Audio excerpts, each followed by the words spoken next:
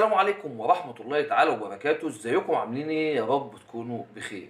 هنتكلم عن نقطة من أهم مشاكل الأهلي في وقت وجود بيتسو موسيماني. بعيد عن ضغط المباريات والإجهاد البدني، هي عدم قدرة بيتسو موسيماني على خلق وتجديد الدوافع للاعبين بعد الانتصارات الكبرى. الأهلي بيحقق إنجاز كبير يبقى يساويها الأهلي هيقف عند أول مباراة قادمة. بيتسو كان مدرب وكوتش كبير جدا جدا، وعنده أفكار فنية وتكتيكية محترمة، لكن في رأيي هو شخص عنده مشاكل في غرف اللبس، السيطرة على نجوم الفريق وتحفيز اللاعبين، والتعامل مع كل القائمة بنفس المعاملة، ومنح الثقة للجميع. شكل الأهلي النهارده ورتم لعبه وحالته المعنوية ومستواه الفني وانضباطه التكتيكي هيبقوا فاصلين بالنسبة لي. هل كولر قادر يخلق دوافع للعيبة؟ وهل هو عارف يعني إيه أهلي، وإن كل ماتش للأهلي ببطولة مهما كان الخصم هو أقل مني ولا لا؟ ولا الفريق هيظهر بشكل سيء وهتبان عليه علامات عدم التركيز ولسه بيفكر في فرحة الفوز بالسوبر؟ ماتش النهارده مهم، وأنا عن نفسي واثق في كولر والسيستم اللي صنعه موجود. تعال نتكلم عن التشكيل الأفضل من وجهة نظر المباراة الداخلية.